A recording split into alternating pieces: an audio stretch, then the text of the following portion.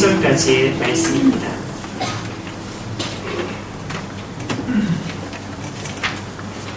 누가복음 2장 1절에서 21절까지의 말씀을 저와 여러분과 함께 교독하겠습니다.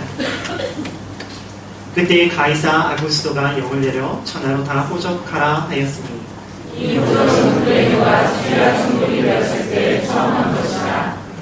모든 사람이 호적하러 각각 고향으로 돌아가며 요셉도 다윗의 집 소속이므로 갈릴리 나사렛 국민에서 우리를 향하여 베들레헴이라 하는 다윗의 그대로 그의 약혼한 마리아와 함께 호적하러 올라가니 마리아가 이미 잉태하였더라. 거기 있을 때에 한 사람이 와서 첫 아들을 낳아 강보로 싸서 그 위에 뉘었으니 이는 영원에 있을 곳이 없음이로라. 그 지역의 목자들이 밤에 밖에서 자기 아들을 지키더니 주의 사자가 곁에 서고 주의 영광에 그들을 두루 비치매 크게 무서워하는지라. 천사가 이르되 무서워하지 말라. 보라 내가 오늘 저녁에 있을 큰 기쁨의 조국을 너희에게 전하노라. 오늘 다윗의 동네에 너희를 위하여 구주가 나셨으니 곧 그리스도 주시니라. 너희가 가서 강보에 쌓여 그 위에 누워있는 아기를 보리니 이것이 너희에게 표적이라 하더니 그러니 수많은 천군이 그 천사들과 함께 하나님을 찬송하여 이르되 지극히 높은 곳에서는 하나님의 영광이요 땅에서는 하나님의 구하신 사람들의 영광이라 하나. 천사들이 떠나 하늘로 올라가니 목자가 서로 말하되 이제 베들레헴으로 가서 주께서 우리에게 알리신 바 이루어진 일을 보자 하고 달려가서 마리아와 요셉과 그의 어린 아이를 찾아서 보고 천사가 자기들에게 이 아기에 대하여 말한 것을 전하니 듣는 자가 다 목자들이 그들에게 말한 것을 불러보게 이르되 마리아는 이 모든 말을 마음에 새기어 생각하니라. 목자들은 자기들에게 이르던 바와 같이 듣고 모든 것을 인하여 하나님의 영광을 돌리고 찬송하며 돌아가니라. 같이 읽겠습니다. 할렐루야 할렐루야 할렐루야 이름을 예수하니 온 잉태하기 전에 천사가 이르거든 바라라. 아멘. 할렐루야. 오늘 이곳에 오신 여러분들 주님의 이름을 축복합니다. 우리 함께 선포하기 원합니다. 나는 하나님의 사람입니다. 나는 하나님의 사람입니다. 나는 하나님의 복된 사람입니다. 나는 하나님의 복된 사람입니다. 우리 옆에 있는 분들의 선포하겠습니다. 당신은 승리자입니다. 당신은 승리자입니다. 작년 12월 겨울에 있던 저는 6시간 만에 여름을 경험하게 되었습니다. 그리고 오자마자 맞이한 성탄절 예배. 매년 겨울에 맞이하던 성탄절을 여름에 맞이하려고 하니까 여기는 어디? 나는 누구? 이런 고민이 제 가운데 있었습니다. 히터가 아닌 에어컨 바람을 맞아야 했고, 그리고 잠바가 아닌 반팔에 있는 사람들 앞에서, 그리고 푸른 나무를 보면서 크리스마스 설교를 해야 된다는 거, 저에게 많은 어색함이 있었습니다. 그러나 저는 지금 7개월째 여름을 맞이하고 있습니다. 참 신기합니다. 그런데 오늘의 본문의 말씀은 크리스마스 때 우리가 주로 보았던 본문의 말씀입니다. 구유에 태어나신 아기 예수님. 한 설문조사에서 크리스마스 하면 생각나는 것이 무엇인가? 라는 설문조사를 본 적이 있습니다. 여러분들 크리스마스 하면 세상 사람들이 무엇을 생각할까요? 1위가 산타였습니다. 할렐루야. 2위가 선물이었습니다. 그리고 3위가 루돌프, 4위가 연인, 5위가 데이트, 6위가 연말, 7위가 예수님이셨습니다. 세상 사람들이 예수님의 탄생을 기념하는 그 크리스마스, 그들에게 있어서 크리스마스는 산타에게 선물을 받고 연인끼리 데이트를 하고 연말을 보내는 그것이 바로 크리스마스라고 생각합니다. 세상 사람들이 생각하는 그 크리스마스가 어느 순간 예수 그리스도를 고백하는 우리들의 모습 가운데도 영향을 미치며 우리들 모습에서 이것을 중요하게 생각하는 모습이 있습니다. 그러나 크리스마스의 주인공은 산타도 아니고 루돌프도 아니고 선물도 아니고 데이트도 아니고 오직 예수 그리스도입니다. 뿐만 아니라 그 예수 그리스도께서는 크리스마스 때에만 주인공이 되시는 것이 아니라 우리의 삶의 진정한 주인공이시며 주인인 줄 믿습니다. 오늘 말씀을 통해 우리의 삶의 주인공으로 이 땅에 오신, 그리고 구주로 오신 그리스도 그분을 통하여 우리 삶 가운데 변화되는 말씀을 듣고자 원합니다. 오늘의 본문의 시작은 역사적인 배경부터 시작되었습니다. 가이사 아구스도가 영을 내려 호적하게 됐다라는 것으로 시작하고 있습니다. 그리고 그레니오 스리아 총독으로 처음 되었을 때 이 호적을 시작했다라고 하고 있어요. 여기서 가이사라는 것은 로마의 황제를 말을 하는 일반적인 명칭입니다. 그리고 여기서 나오는 아구스토는 그의 진짜 이름이 아니라 사실 별칭이고 원래 이름은 옥타비우스 황제를 의미하고 있습니다. 이 옥타비우스 황제는 예수님께서 태어나신 이후에 한 14년 정도 로마를 다스리다 죽게 되어지고요. 그리고 그 다음 황제는 누가복음 3장 1절에 세례 요한과 함께 등장하는 디베르 황제가 바로 그 다음 황제로 등장하게 되었습니다. 황제는 총독들을 통하여 그들이 다스리고 있던 지역의 인구조사를 시작하고, 그리고 그 인구조사를 했던 이유는 그들을 다스리고 그들로 하여금 세금을 걷어들이기 위한 그들의 모습이었습니다. 그래서 그들은 주기적으로 그 모습을 통해서 호적을 정리하고 그들을 통해서 세금을 부여하던 모습이 있었겠죠. 누가는 이렇게 역사적인 배경을 항상 이야기하며 그것이 누가복음의 독특함으로 등장합니다. 왜냐하면 역사적인 배경을 이야기해서 이 예수 그리스도의 사건이 단순히 신화가 아니라 역사적인 실제임을 우리에게 이야기해주고 있습니다. 예수의 탄생은 신화가 아닙니다. 그냥 만들어내는 이야기 아니라 바로 역사 속에 있는 역사이며 실제라는 것을 누가복음에서 누가는 끊임없이 이야기합니다. 그래서 나사렛에 살고 있던 요셉과 정원한 마리아는 그들의 원래 고향인 베들레헴으로 내려가야 했습니다. 그것도 만삭이 되어진 상태에서 그 길을 가야 합니다. 하나님께서 왜 그래 하셨을까? 왜 만삭이 되어 있는 사람을 왜 굳이 그 먼 길을 갈릴리에서부터 그 베들레헴까지 그 먼 길을 가게 하시는가? 왜 나사렛부터 그 베들레헴까지 유다 땅까지 그 먼 길, 광야의 길을 걷게 하시는가? 이것은 역사적 배경과 그리고 황제의 명령이 있었기 때문에 이루어진 사건이 아니라 미가서 5장 2절의 말씀 보면 베들레헴 에브라다야 너는 유다 족속 중에 작을지라도 이스라엘 다스릴 자가 내게로 나올 것이다. 바로 하나님의 말씀의 성취, 하나님의 섭리의 사건이라는 것입니다. 예수님의 탄생이 신화가 아니라 역사적인 실제입니다. 뿐만 아니라 역사는 사람들에 의해서 움직여지는 것이 아니라 그 역사는 하나님의 섭리와 하나님의 약속 가운데 일어나는 성취의 사건이라는 것이죠. 세상 사람들이 그 역사를 사람들이 이끌어간다고 생각합니다. 그리고 신화라고 생각합니다. 그러나 예수님의 탄생은 신화가 아니고 역사는 실제이며 그 역사는 사람들에서 움직이는 것이 아니라 하나님의 말씀에, 하나님의 약속에, 하나님의 예언의 성취를 통한 하나님의 섭리의 이끄심을 통해서 이루어진다는 것이죠. 우리들의 모습 가운데 예수님의 탄생이 실제라면, 그리고 그 탄생이 이루어지는 사건이 하나님의 약속과 성취의 사건이라면 그 예수님께서 이 땅에 오심을 통해서 우리의 삶 가운데 일어나는 변화가 있습니다. 오늘 그 변화를 듣고자 합니다. 우리 9절의 말씀입니다. 9절입니다. 시작. 주의 사자가 곁에 서고 주의 영광의 그를 부르기 중에 크게 무서워하니라. 첫 번째 두려움이 일어납니다. 두루 비침을 통한 밤에 양떼를 지키던 목자들에게 주의 영광이 그들을 두루비치자 그들은 크게 두려워했다라고 기록되어 있습니다. 주의 영광이 비치는데 왜 두려워합니까? 우리가 어두운 실내나 아니면 캄캄한 영화 안에서 밖으로 나올 때 갑자기 빛을 받으면 우리가 어떻게 합니까? 빛을 손으로 가리고 인상을 찌푸리며 눈을 감았던 경험도 있을 거예요.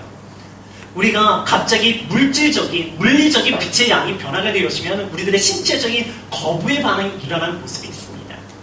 그런데 오늘의 말씀 가운데 나오는 것은 단순히 물리적인 빛의 양의 변화가 아니라 바로 그것이 주의 영광, 영적인 영광이 일어나기 때문에 우리 모습과 일어나는 신체적인 거부의 반응이 아니라 영적인 두려움이 일어나는 것이에요.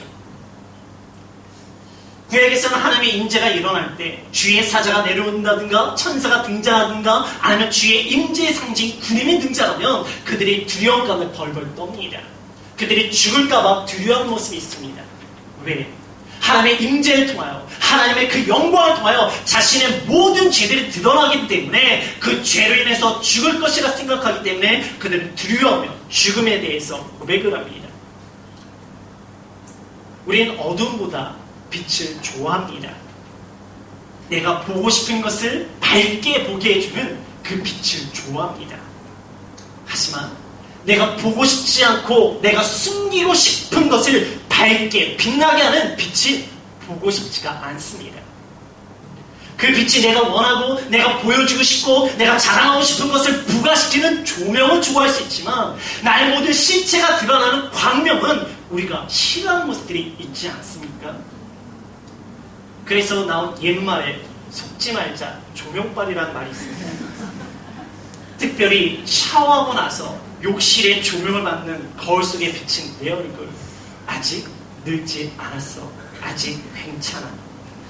하지만 나오면서 햇빛을 받은 거울에 비친 나를 보면서 늙었구나 라고 생각되어질 때가 있습니다.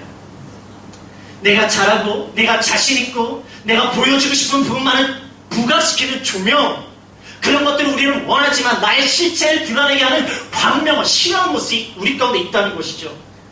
그러나 예수님께서 오신 영광은 무엇인가? 그것은 우리들이 잘하고 싶은 거, 우리가 보여주고 싶은 부분만 보여주는 조명이 아니라 바로 우리의 모든 실체, 나의 부끄러움, 나의 죄악, 나의 실수, 내가 보여주기 쉽지 않은 그 모습까지 다 보게 하는, 나의 실체를 드러나게 하는 광명의 빛이라는 것입니다. 지난주 여러분들의 모습, 특별히 아무도 모르는 여러분들의 그 행동, 여러분의 그 생각, 그 마음, 제가 여러분들의 눈을 바라보면 그 모든 것들이 보여진다면 여러분들 저의 눈을 똑바로 바라볼 수 있으시겠습니까? 제 눈을 마주치는 것이 편하고 기쁘고 즐거우시겠습니까? 제가 눈을 마주치는 순간 여러분의 생각과 여러분의 마음이 읽힌다면 아마 저의 눈을 피하게 될 것이고 저의 눈이 두렵게 되어지고 어떻게든 가리고 싶고 숨고 싶고 도망치고 싶은 마음이 우리 가운데 들지 않을까요? 저는 안 그럴 것 같습니까? 여러분들 앞에서 거룩한 모습으로 말씀과 기도로 살아가는 모습만 보여주고 싶지, 제가 여러분 앞에서 저의 모든 실체를 드러내고 싶은 모습이 있겠냐고요. 나의 실체를 드러냈을 때 그 모습을 바라보는 사람들의 시선이 두렵습니다. 그런데 주의 영광이 두루비칠 때 일어나는 나의 두려움은 나의 실체를 보시는 하나님의 시선에 대한 두려움이 있겠죠.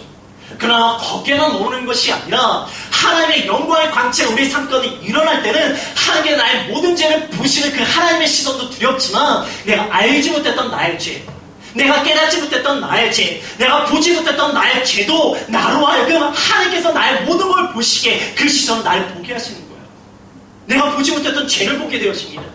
내가 깨닫지 못했던 나의 죄를 보게 되어집니다. 나는 나름대로 잘 살았다고 생각하고 나는 나름대로 하나님의 뜻대로 살았다고 생각하는데 그 광채가 들어오면은, 그 광명이 들어오면은 내 안에 죄가 너무나 많은 거예요. 그래서 광명을 통한 나의 진짜 실체를 보는 나의 시선이 두렵습니다. 우리는 내가 죄 있는 거 알아요. 내가 교만한 것도 알아요. 나에게 실수가 있고 부끄러움이 있는 것도 알아요. 말씀대로 살아가지 않는 것도 알아요. 그런데 저 사람보단 내가 낫다는 착각이 있어요. 그리고 저 사람이 한 그런 잘못은 내가 하지 않고 있다는 생각을 하고 있는 모습이 우리 가운데 있어요. 요즘 큐티 잘하고 계시죠? 할렐루야. 열왕기 상하를 보면 요즘 유다와 이스라엘 향한 하나님의 안타까운 마음이 끊임없이 나옵니다. 하나님 보시기에 악한 그들의 모습이 끊임없이 나옵니다. 전 그 부분 보니 너무 답답한 거예요. 왜 이렇게 안 돌이킬 겁니까? 왜 회개를 안 한 겁니까? 왜 하나님 붙잡지 않습니까? 답답한 가운데 그 본문을 계속 묵상하는데 그 본문 속에 제 모습이 보이는 거예요. 나는 그들과 다르다고 생각했어요. 나는 그들처럼 행동하지 않는다고 생각했어요. 근데 그 모습을 보니까 그들의 모습이나 나의 모습이나 별반 다를 것이 없고, 그들이 하고 있는 죄악이나 내가 하고 있는 모습 가운데 있는 죄악이 동일하더라고요. 그들에게 있는 죄가 나에게도 있다는 것을 봐야 되는 그 두려움. 나는 괜찮은 목사라고 생각했는데, 나는 말씀대로 살아가는 사람이라 생각했는데, 나는 매일 새벽을 깨며 기도하는 사람이라 생각했는데, 난 그들과 다르다고 생각했는데 본문을 보면 볼수록 그들의 모습이 전 똑같은 거예요. 하나님 보시기에 악한 자의 모습. 말씀이 깊이 들어오면 들어올수록 나의 죄를 보게 되는 두려움이 있습니다. 그래서 말씀을 읽다 여러분들 말씀이 불편해질 때가 있잖아요. 말씀을 들을 때 불편함이 우리 가운데 일어날 때가 있잖아요. 나의 죄를 보아야 하는 두려움이 우리 가운데 있습니다. 예수님이 오시면 바로 우리로 하여금 그 죄를 내가 보고 싶지 않고 인정하고 싶지 않고 깨닫고 싶지 않고 철저하게 숨기고 싶은 그 죄를 보게 하는, 철저한 죄인임을 알게 하는 그 두려움이 우리에게 있습니다. 예수님의 오신 말씀을 통해 내 모습의 실체를 똑바로 보십시오. 내가 좋아하는 말씀, 위로되는 말씀에 한라트 치고 밑줄 치지 마시고, 나를 두렵게 하는 그 말씀, 나의 죄를 깨닫게 하는 그 말씀에도 한라트 치시고 밑줄 치십시오. 이 두려움이 은혜이기 때문입니다. 왜? 예수님은 우리에게 의인을 찾아오신 것이 아닙니다. 이 두려움 가운데 죄인을 고백하는 죄인을 찾아오셨기 때문이에요. 그래서 예수님께서는 그 두려운 죄인들에게 찾아가셔서 그들과 함께 하십니다. 왜? 뭐 하시려고? 10절과 11절입니다. 같이 읽게요. 10절과 11절입니다. 시작. 무서워하지 말라. 보라, 내가 온 세상에 이르실 그런 내 좋은 소식을 너희에게 전하노라. 오늘 하늘의 눈에 너희를 위하여 주가 하셨으니 보고 그리스도 주시니라. 기쁨, 죄인의 구주 그리스도입니다. 천사가 그들에게 말을 합니다. 두려워하지 말라. 큰 기쁨의 좋은 소식을 너희들한테 전할 건데, 그 좋은 소식이 뭔가? 그리스도 구주가 나셨다는 소식입니다. 예수님이 오신 우리의 실체, 우리의 죄악, 우리의 부끄러운 것들 다 드러나게 하는 그 광명을 우리에게 오십니다. 그것을 통해서 내가 철저한 죄인이구나. 그리고 나는 이 죄를 내가 어떻게 감당할 수 없구나. 내가 이 죄악된 상황에서 내가 벗어날 수 없구나. 그런 두려움. 난 괜찮은 줄 알았는데, 나는 잘 사는 줄 알았는데, 나는 믿음으로 사는 줄 알았는데 그것이 아니구나라는 것을 철저하게 보게 하는 그 빛. 출신자분들이 교회 와서 힘들어하는 것들 중에 하나가, 왜 교회는, 왜 목사님은 끊임없이 우리에게 죄인이라고 하냐고. 나는 그렇게 죄 안 졌는데, 나는 그렇게 나쁜 사람 아닌데, 남에게 피해 주지도 않고 난 나름대로 잘 살았다는데 왜 교회 오면 그렇게 죄인이라고 이야기를 하냐고. 그리고 저 사람 뭔 죄를 저렇게 졌길래 예배 시간마다 눈물 콧물 흘리며 짜고 있냐고. 그렇게 불평하던 초신자분들이 조금 시간이 지나서 찾아옵니다. 목사님, 찬양을 하는데요, 말씀을 듣는데요, 눈물이 나요. 근데 왜 눈물이 나는지 모르겠는데 그냥 눈물이 나요. 이유는 모르겠어요. 그리고 어느 날 자신도 눈물, 콧물을 짜며 흘리고 있는 모습을 볼 때가 있습니다. 그리고 와서 하는 말, 목사님, 제가 죄인입니다. 그래서 슬픔의 눈물이냐고, 두려움의 눈물이냐고. 아니요. 이런 죄인을 예수님께서 사랑하신다고 하시네요. 이런 죄인을 예수님께서 구원해 주셔서 나라군 죄와 어둠과 고난과 고통이 아니라 하나님의 은혜로, 하나님의 삶으로 이끌어가게 하신다. 그것을 통해서 슬픔의 눈물이 아니라 기쁨의 눈물이라. 이 기쁨은 자신의 죄를 인정하고 고백하며 그 죄를 두려워하는 자들 가운데 일하는 구원의 기쁨입니다. 자신의 죄를 보지 않고 인정하지 않고 깨닫지 않고 그저 숨기는 사람들은 오히려 다른 사람을 비난하고 비판하고 정죄하고 판단하며 은혜가 뭔지도 몰라요. 그저 불편할 뿐입니다. 그래서 제사장들이, 서기관과 바리새인들이 자신의 죄를 보지 않고 남을 끊임없이 남의 죄만 봅니다. 그래서 예수님의 말씀이 불편한 거예요. 은혜가 없는 거예요. 예수님이 싫은 거예요. 예수님의 말씀 듣기를 거부합니다. 그리고 결국 예수님을 죽입니다. 그러나 내가 알지 못하던 죄, 내가 깨닫지 못하던 죄, 내가 너무나 낙담되어진 처절한 나의 죄의 모습, 나조차도 내가 싫은 나의 죄의 모습. 요한복음 4장에 사마리아 수가성 여인이 있습니다. 타락한 땅 사마리아. 그곳에서도 남편이 5이나 있었고 지금 있는 남자도 남편이라고 말을 할 수 없는 사마리아 수가성 여인에게 예수님께서 다가가십니다. 그와 대화를 하십니다. 그에게 영원히 목마르지 않은 생명수를 이야기하시고 그로 하여금 예배에 대해서 이야기하십니다. 그리고 나서 이 여인이 고백한 거 요한복음 4장 29절, 와서 보라, 이는 그리스도가 아니냐라고 이야기하고 있습니다. 죄인인 나에게 예수님께서 함께 하시고 사랑하시고 그 죄에서 구원케 하신 그 역사, 그것을 통해서 통한 기쁨의 고백, 이는 그리스도가 아니냐. 예수님이 오시는 죄의 두려움에서 끝나는 것이 아니라 바로 그 두려움 가운데, 죄 가운데 있는 우리를 그리스도의 보혈로 그 죄에서 구원케 하셔서 나는 그분을 그리스도로 고백하고 그분을 나의 구주라고 고백하는 그 사건, 그 기쁨, 오늘의 본문 가운데 그 기쁨이 큰 기쁨이라 하고 우리가 세상에 얻는 기쁨이 아니라 바로 하늘도 없는 내려오는 기쁨의 단어를 사용하고 있습니다. 저는 그들의 모습 가운데 죄의 실체가 드러나지만, 나의 모습이 드러났지만 그 두려움 가운데 나에게 다가오시는 예수 그리스도, 나와 함께 하신 예수 그리스도를 통해서 하나도 오는 구원의 은혜, 구원의 기쁨이 우리 가운데 있기를 주님의 이름으로 축복합니다. 우리 14절의 말씀을 같이 읽겠습니다. 14절입니다. 시작.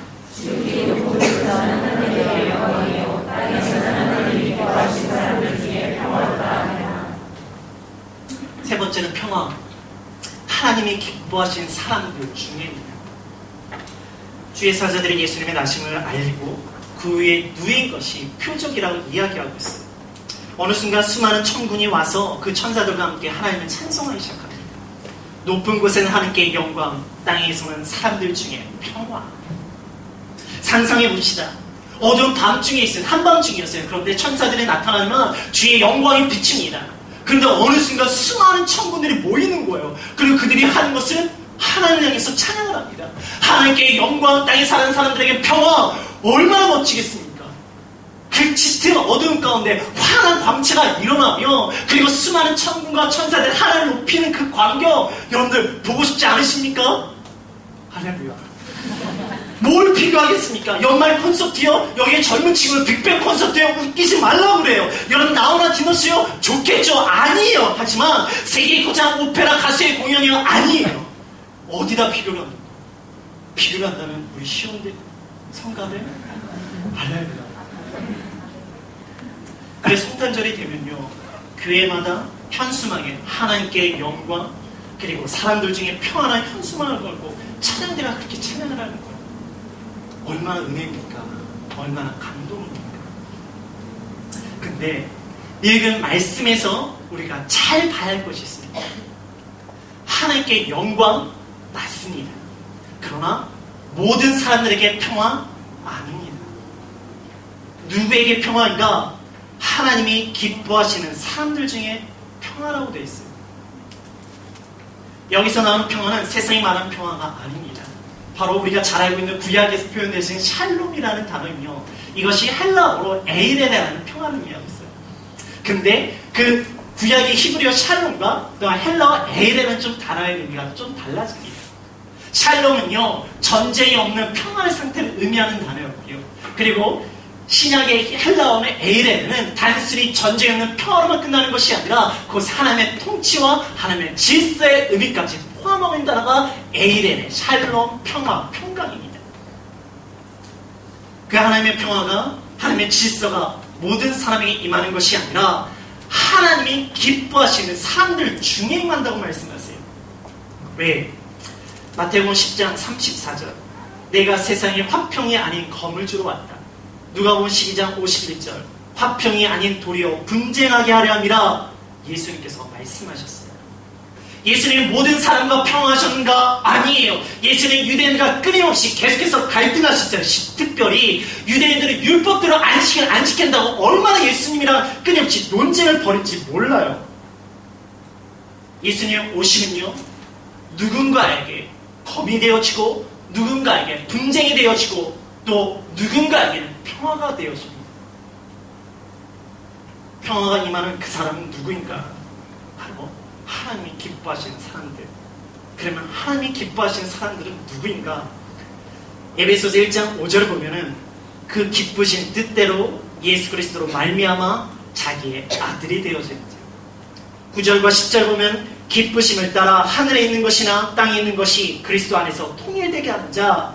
뭔 말인가? 그 기뻐하시는 사람들은 예수 그리스도를 말미암아 그 구주를 고백함 통해서 하나님의 자녀가 되어진 자. 그 하나님의 자녀가 되어진 자는 바로 하나님의 뜻이 땅에서 이루어지게 되는 자. 예수 그리스도를 말미암아 하늘과 땅이 통일돼 하나 되어진 하나님의 통치가 땅의 통치가 되어지고, 하늘의 예배가 땅의 예배가 되어지고, 하늘의 찬송이 땅의 예배가 되게 하는 자. 그 자가 바로 하나님이 기뻐하시는 자며 그들 가운데 하나님의 평화와 하나님의 통치가 이루어진다고 말씀하고 있어요. 이 모습이 오늘의 본문 가운데 목자들의 모습에도 이루어집니다. 볼까요? 15절에 그들은 천사의 말을 듣고 이루어진 일을 보자고 말을 해요. 말씀을 듣고요, 그 말씀이 이루어지길 기대하는 모습이 그들 가운데 있습니다. 16절을 볼까요? 그들은 빨리 가서 아기를 찾습니다. 그들은 말씀이 이루어짐을 열심히 구하고 찾는 자들이에요. 17절을 볼까요? 말한 것을 전한 자들, 말씀에 나눔이 있는 자들이라는 것이죠. 하나님께서 기뻐하는 자들, 평화가 임하면 하나님의 질서가 임하는 자들은 말씀을 듣고 그냥 끝내는 자가 아니에요. 말씀은 말씀이고 내 삶은 내 삶이고 말씀은 말씀이고 내 생각과 감정은 감정이다. 그게 아니라 내가 들은 말씀, 내가 본 말씀이 내 삶 가운데 이루어지기를 기대하는 자들, 그것들이 내 삶 가운데 이루어지길 기대하는 자들이 바로 하나님께서 원하시고 기뻐하는 자들이에요. 그럼 기대하면 끝나나요? 아니요. 빨리 찾아가야죠. 찾는 자들입니다. 말씀이 이루어지면 찾는 자들, 열심히 찾는 자들. 구하라, 그리하면 주실 것이요. 찾으라, 찾을 것이요. 두드리라, 열릴 것이다. 뭔 말입니까? 기대함으로 끝나나요? 아니요. 기대하고 뭐 하라고요? 찾고, 구하고, 기도하라고 말씀하고 계세요. 기도하면 말씀이 이루어지면 구하라고, 찾으라고, 두드리라고. 그러면 어떻게 됩니까? 태어난 아기 예수를 보게 되잖아요. 그분을 보았잖아요. 구원의 문이 열리잖아요. 하나님의 기뻐하시는 자들, 평화의 질서가 임하는 자들은 그 말씀이 이루어짐을 기대하는 자들입니다. 그리고 그 말씀이 이루어질 걸 기대하기 때문에 열심을 다해서 찾고 구하고 기도하는 자들이에요. 그래서 예수님을 보고 구원을 이루고 그 기쁨과 감격이 있으니까 어떻게 합니까? 그곳에 있는 사람들과 그 말씀과 은혜와 응답을 나 혼자 간직하는 것이 아니라 그곳에 있는 자들과 함께 나누며 전하는 모습, 그 흥분과 감격을 나누는 모습이 일어납니다. 하나님께 기뻐하는 자들은 내가 혼자 신앙생활을 하며 나 혼자 그 기쁨과 응답을, 은혜를 가지고 있는 자가 아니라 하나님께 나에게 기쁨을 주시고 은혜를 주시고 응답을 주셨다면 그것들을 사람들과 나누고 그 은혜를 나누고 기뻐하는 자들, 그것이 바로 하나님께서 기뻐하시는 자들이라는 거예요. 예수님께 세례를 받고 올라오실 때 하늘이 열리며 하늘에서 소리가 났습니다. 내가 너로 인하여 기뻐하노라. 왜?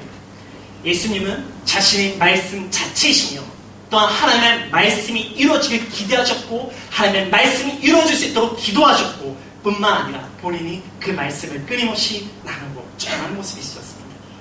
그러하기에 예수님이 진짜 평화의 왕이라는 거예요.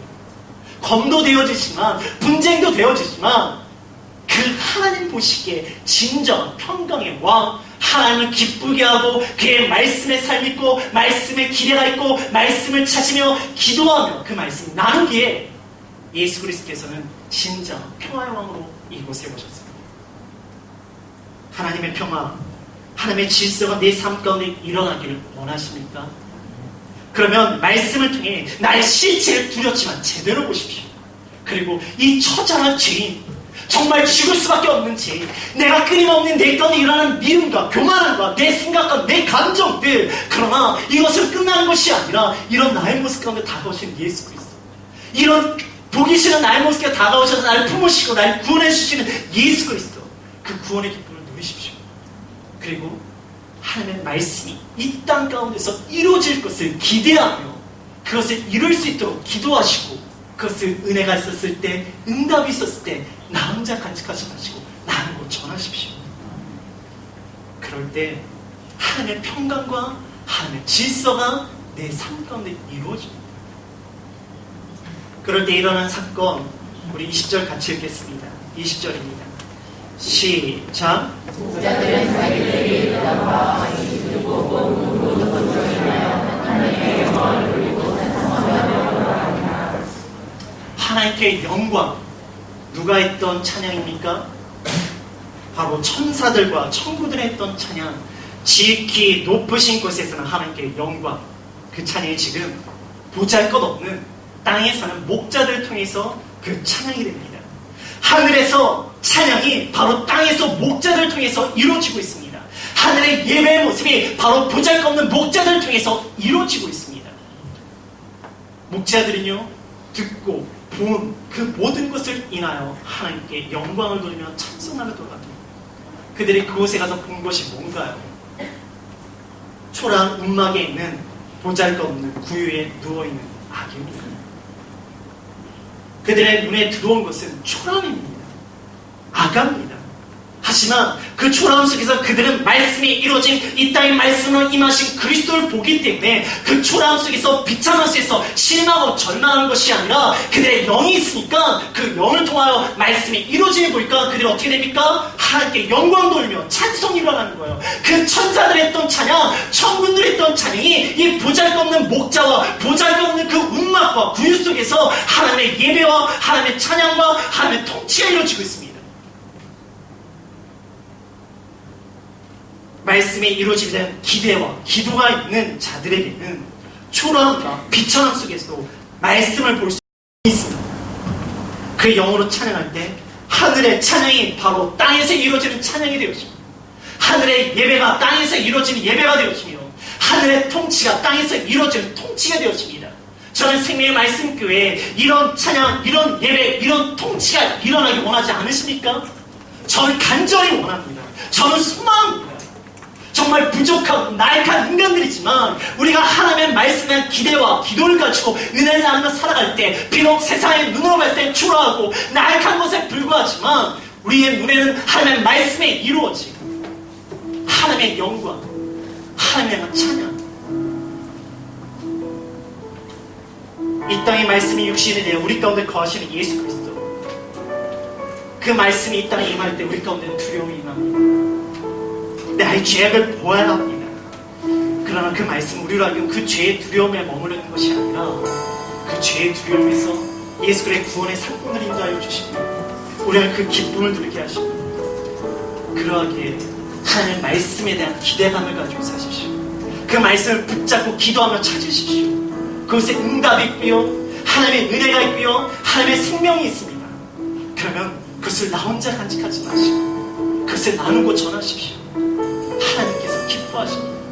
그리고 그곳에 하나님의 평화와 하나님의 통치가 임하기에 내 인생이 보잘것없는 목자 같은 인생, 광야 가운데 있는 인생이라 할지라도 내가 아는 그 찬양이 누가 했던 찬양? 하늘의 천사들이 했던 찬양이에요. 내가 아는 그 예배가 하늘의 천군과 천사들이 하는 예배이고요, 그 다스림이 바로 하나님께서 이 땅에서 이루고자 하는 통치가 일어나게 되어집니다. 오늘 이 시간 우리들의 모습 가운데 그 예배, 그 찬양, 그 통치를 통하여 하나님의 평화, 하나님의 통치, 하나님의 질서가 우리 가운데 일어나기를 주님의 이름으로 축복합니다. 지금 이 시간 우리 같이 하나님을 찬양합니다.